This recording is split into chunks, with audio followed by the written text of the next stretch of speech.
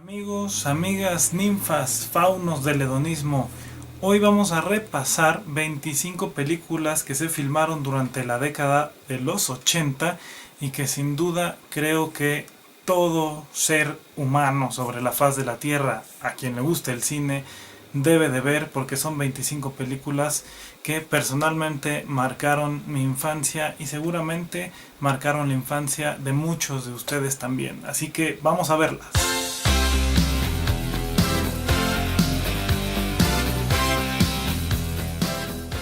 Quiero aclarar que estas 25 películas no están puestas en un orden de importancia, no es un top 25, ni tampoco en un orden de calidad. Obviamente van a quedar muchísimas fuera porque la década de los 80 fue muy productiva para el cine. Fue una década maravillosa y que además muchos de nosotros recordamos con una nostalgia tremenda. Así que vamos a empezar. Primero está E.T., una película de 1982 que dirige Steven Spielberg y que marcó la infancia de muchos de nosotros porque fue la primera vez que se nos presentaba un personaje totalmente carismático. Veníamos de una década de los años 50, el tema fetiche de Hollywood eran las invasiones alienígenas. Y Steven Spielberg de pronto nos presenta a este extraterrestre perdido que quiere volver a su planeta, y yo creo que no hay demasiado que decir que no sepamos ya, y que todo mundo que haya visto esta película sin lugar a dudas se conmovió hasta las lágrimas. Así que E.T. creo que es una película fundamental de la década de los años 80. Tenemos como número 2 a Gandhi, una cinta de Richard Attenborough que muchos de ustedes recordarán por su participación en Welcome to Jurassic Park. Sí, ese mismo, ese es Richard Attenborough. Bueno, pues resulta que también es un director inglés que fue ganador del Oscar en 1982 por esta gran obra épica llamada Gandhi, una película biográfica sobre la vida de Mahatma Gandhi, llevada de una manera magistral, filmada en locaciones naturales y también algunos sets, pero no se nota mucho la diferencia. Es una película hecha con una maestría tremenda. Y personalmente yo conocí el personaje de Gandhi y me interesé mucho más por el personaje de Gandhi y esta independencia de la India gracias a Richard Attenborough y gracias a esta obra maestra del cine que hizo en 1982. El número 3, en 1981 tuvimos Los Cazadores del Arca Perdida, que después fue rebautizada como Indiana Jones y los Cazadores del Arca Perdida. Es una película de Steven Spielberg, uno de los mejores directores que existen desde mi punto de vista, precisamente por su versatilidad. Steven Spielberg siempre quiso hacer una película de James Bond y no, pues bueno, por algunos problemas con el dúo Broccoli no se le permitió, así que George Lucas le dijo: tengo algo mucho mejor que James Bond, tengo a un explorador de aventuras que se llama Indiana Jones.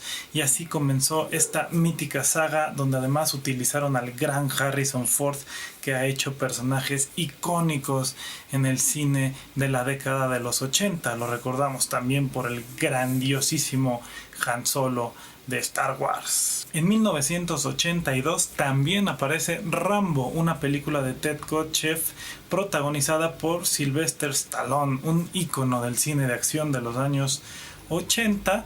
Rambo es una película aparentemente de acción, pero que tiene un trasfondo psicológico muy fuerte. De hecho, el título de la primera parte en inglés no fue Rambo, fue First Blood. Así que bueno, personalmente marcó mi vida esta saga de Rambo, como también lo hizo la saga de Rocky, como también muchísimas películas protagonizadas por Sylvester Stallone. Pero bueno, no metí a Rocky a la lista porque Rocky, la primera, sí es de los años 70, así que pues bueno, no entra aquí.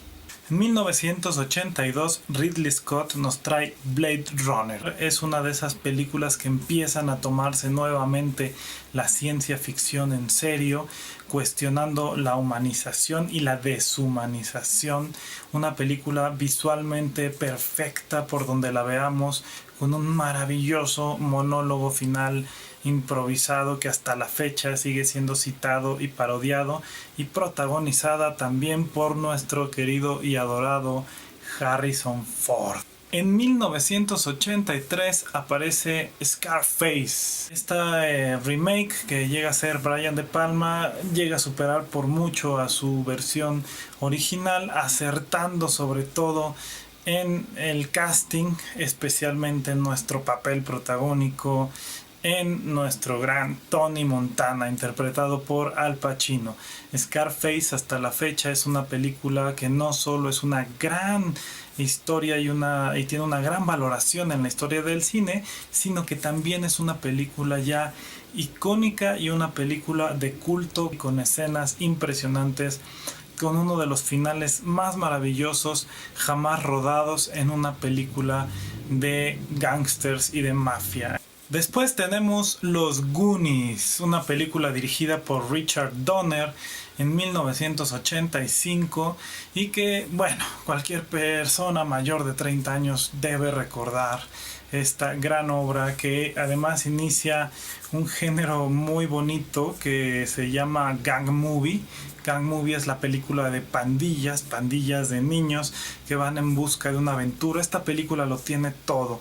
Tiene humor, tiene aventura, tiene personajes entrañables, tiene una historia de fantasía y es todo lo que un niño de los años 80 podía pedir en cine, ¿no? Y creo que todos realmente nos emocionamos con Los Goonies en su momento. Así que Los Goonies es una película, desde mi punto de vista, indispensable también. Y hablando de películas indispensables, llega Volver al Futuro en 1985. Volver al Futuro no solamente es una película básica para entender la década de los años 80, sino que creo también que es una trilogía, porque se convirtió en una trilogía después, básica para la historia del cine. Una película de Robert Zemeckis, uno de los grandes directores que ha parido también el cine, y creo que no hay mucho que decir de Volver al Futuro que no se haya dicho ya. Recientemente se reestrenó la trilogía, o este año, en el 2015, y pues bueno, creo que es mundialmente conocida y no puede faltar en el visionado de cualquier amante del cine de los años 80. En 1984, la novela de Harry Gray, Érase una vez en América, fue adaptada por Sergio Leone. Esta película es realmente exquisita por donde uno la vea. Es una película de gángsters, es una historia maravillosa de amistad, es una historia maravillosa de traición, tiene todos los elementos necesarios para construir un gran guión, unas grandes actuaciones, una fotografía preciosa, una puesta en escena maravillosa. Es una de las películas más perfectas que se han filmado. Érase una vez en América. Pesadilla en la calle Elm es nuestra siguiente película, una película dirigida por Wes Craven y que inicia una tradición de películas de terror un poco bizarras. Esta película daba terror por muchas situaciones. A pesar de que tiende un poco a la comedia y al humor involuntario, la premisa es maravillosa. Un asesino que te mata en tus sueños. Un asesino que no está en el mundo real, sino en tu mundo onírico. Mientras te quedas dormido, Freddy Krueger puede llegar y matarte. Y si a eso le sumamos que además fue la primera aparición de Johnny Depp en pantalla, creo que es importante que vean Pesadilla en la calle del infierno. En 1984, Dan Aykroyd escribe Los cazafantasmas y la dirige Ivan Reitman. Esta película, protagonizada también por un maravilloso Bill Murray, que además empieza a estereotiparse aquí como un actor de comedia, y porque además es la primera gran comedia donde Bill Murray, a pesar de ya tener una carrera como actor previamente, con esta comedia empieza a ser realmente famoso en la industria, porque realmente la película es muy buena y un tema musical memorable. ¿O quién no recuerda esto?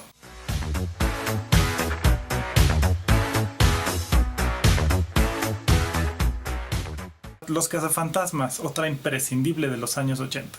Steven Spielberg en 1985 también filma otra gran película, en esta ocasión un melodrama llamado El color púrpura, protagonizado por dos actrices que después tomaron otro tinte.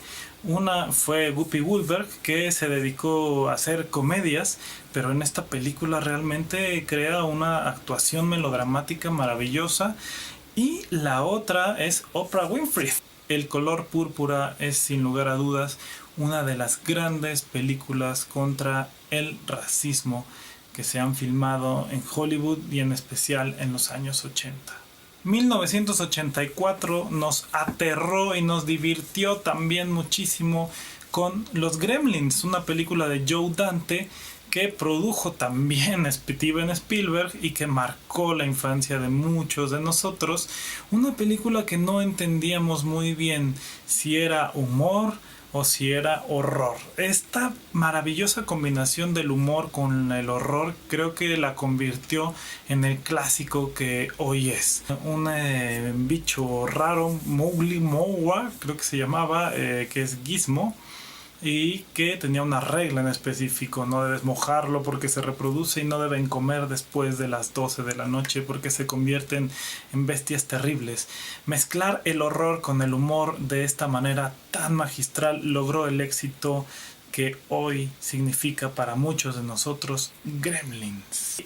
Amadeus, una cinta que además de arrasar con la estatuilla a mejor película, es maravilloso. Un Tom Hulce increíble interpretando a un Mozart Amadeus y su relación con Salieri, que pues bueno, nos puso los pelos de punta a muchos. Personalmente yo la vi de niño y a partir de ahí me empezó a llamar muchísimo la atención la historia de Amadeus, este genio que parece ser estaba totalmente desperdiciando la genialidad contra un Salieri que explotaba el talento. Muchos de nosotros pensábamos que realmente, después de ver esta película, pensamos que realmente había una lucha tremenda entre Mozart y Salieri, y bueno, a pesar de que no fue así en la vida real, creo que este conflicto tan maravilloso, estas actuaciones tan grandes y esta exaltación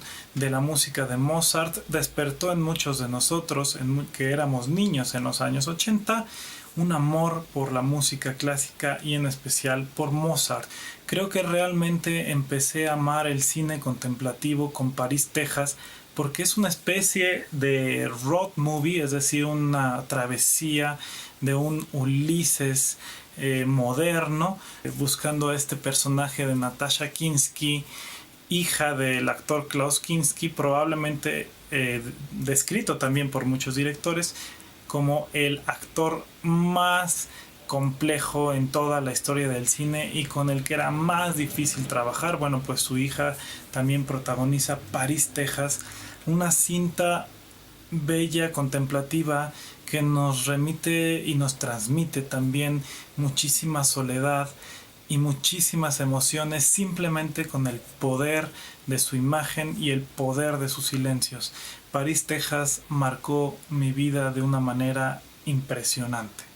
Y para continuar con el año 1984, John Avildsen dirige una película emblemática para todos los niños, Karate Kid.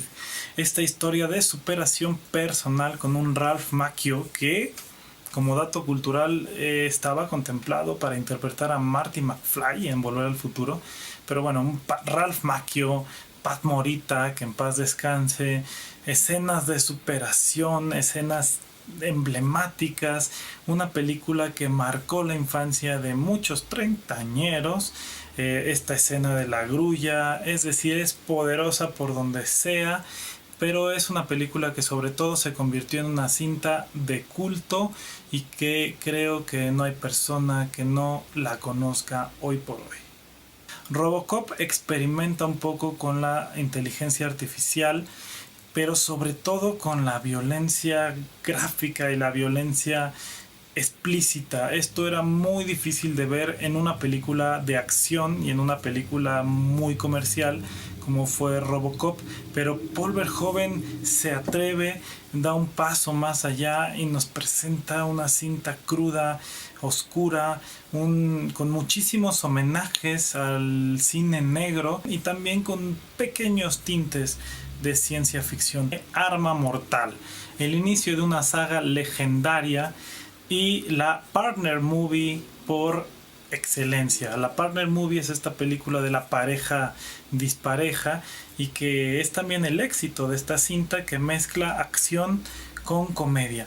Creo que gran parte del éxito de las películas de acción de los años 80 era precisamente que las películas de acción tenían muchos elementos de comedia, no se tomaban tan en serio a sí mismas y los actores eran profundamente carismáticos. En este caso tenemos una pareja extraordinaria conformada por Mel Gibson y por Danny Glover, que hacen realmente de la película un disfrute inmenso y cine de entretenimiento puro y duro que no nos cansamos de ver una y otra vez. ¿Quién no recuerda los gritos de Riggs?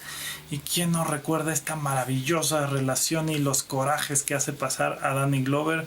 Sin duda la saga de Arma Mortal es importantísima para la década de los 80 porque fue imitada después, en décadas posteriores, fue imitada hasta la saciedad. Beetlejuice, una cinta que también mezclaba el humor con lo fantasmagórico, una historia de fantasmas que no se toma en serio a sí misma, pero que se convierte en una comedia maravillosa para toda la familia, que hasta hoy sigue siendo entretenidísima y que marca el estilo de Tim Burton, el Tim Burton más oscuro, el Tim Burton más Disney, porque Tim Burton es ilustrador, es dibujante, y esto se nota en Beetlejuice, una película hecha con espíritu, con pasión, de ese Tim Burton que muchos llegamos a extrañar hoy por hoy. Pero Beetlejuice nos recuerda que hubo una vez un director que se llamó Tim Burton y que hizo grandes comedias con un estilo único. También en 1988, nuevamente Robert Zemeckis nos trae Roger Rabbit. Esta película que es una parodia homenaje del cine negro, el cine noir, bautizada por los franceses como cine noir, cine de detectives, pero mezclado con animación. En este caso, nuestro detective es el responsable de resolver el caso de un asesinato, pero su cliente es un conejo que trabaja en la Warner Brothers. Entonces tenemos una comedia de cine negro maravillosa. Creo que la década de los 80 tuvo éxito precisamente porque supo mezclar todos los géneros anteriores con la comedia más fina y con actores de gran carisma. Bob Hoskins, que recordamos por Roger Rabbit y que no queremos recordar por esta película. Antes de las adaptaciones de El Hobbit y de estas grandes películas épicas de aventuras, Ron Howard nos trajo Willow en 1988. Precisamente la concepción de Willow era una adaptación un poco bizarra del Hobbit de Tolkien. El resultado es bastante satisfactorio y se ha convertido en una película icónica de los años 80, cuando el cine de aventuras era corto, no eran películas de 3 horas, eran aventuras realmente cortas, sustanciosas y hermosas. No estoy demeritando las películas de aventuras de 3 horas de hoy por hoy, pero creo que Ron Howard logró en una película corta contarnos una historia épica maravillosa que hoy seguimos recordando. Los Intocables, una película que adapta la serie de televisión con un Kevin Costner que interpreta a Elliot Ness de una manera bastante correcta, con un Sean Connery impresionante y con un guión que nos tiene al filo de la butaca todo el tiempo. Los Intocables de Eliot Ness yo la he visto infinidad de veces, me ha gustado cada vez que la veo, y esta escena final es este homenaje maravilloso al clásico de Sergei Eisenstein, El acorazado Potiomkin, este homenaje a la secuencia de las escaleras de Odessa. Es impagable, además de que estábamos conociendo a un Andy García que daba mucho de sí, un reparto maravilloso, una química extraordinaria entre los actores, y un guión y una dirección magistrales hacen de Los Intocables una gran película de acción y de aventuras. En 1988 llega la película que a muchos nos hizo enamorarnos del cine, Cinema Paradiso, del director italiano Giuseppe Tornatore, que en ese entonces era muy joven todavía y nos hizo una película muy adulta, muy poética, demasiado hermosa, demasiado conmovedora. También se trata de un gran melodrama muy al estilo del neorrealismo italiano, pero filmado con una belleza única y extraordinaria. Una cinta imprescindible para cualquier persona que diga que le gusta el cine. Creo que Cinema Paradiso es fundamental. Lo malo de esta película es que animó a Alfonso Arau a traer a nuestro protagonista Marco Leonardi a que protagonizara su película Como agua para chocolate, siendo que Marco Leonardi no hablaba ni jota de español. Así que tuvieron que doblar todos los diálogos de Marco Leonardi en Como agua para chocolate, la adaptación de la novela de Laura Esquivel. Pero bueno, si olvidamos la consecuencia de Cinema Paradiso, vemos Cinema Paradiso como una gran obra maestra en la historia del cine. ¿Quién no recuerda a nuestro queridísimo Robin Williams en el papel del profesor Keating? Yo creo que todos nos emocionamos mucho con esta gran tragicomedia. Personalmente, mi gusto por la poesía, en especial por la poesía de Walt Whitman, surgió con esta gran historia, con esta historia que, si bien es muy efectista, como le suelen llamar a estas películas que te meten aguja para sacar hilo, creo que lo logra sin caer en ninguna fórmula gastada.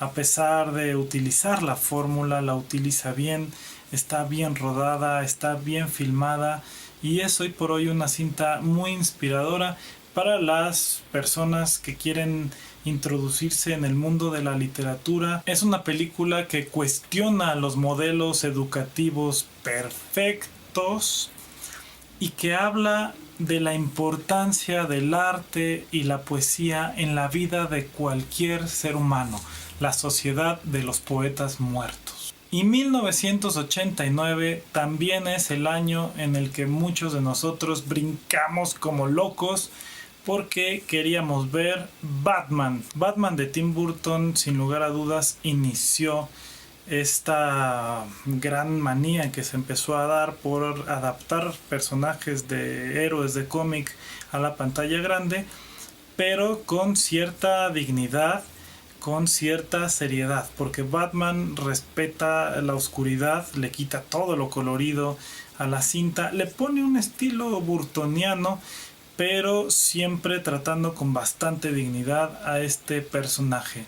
Y las consecuencias de Batman, o los beneficios de Batman, los vemos hoy por hoy en el cine, donde se adaptan muchísimas películas de superhéroes y muchas de ellas están hechas con una madurez, sobriedad y con demasiado respeto. Bueno, amigos, estas fueron las 25 películas que yo considero fundamentales de los años 80.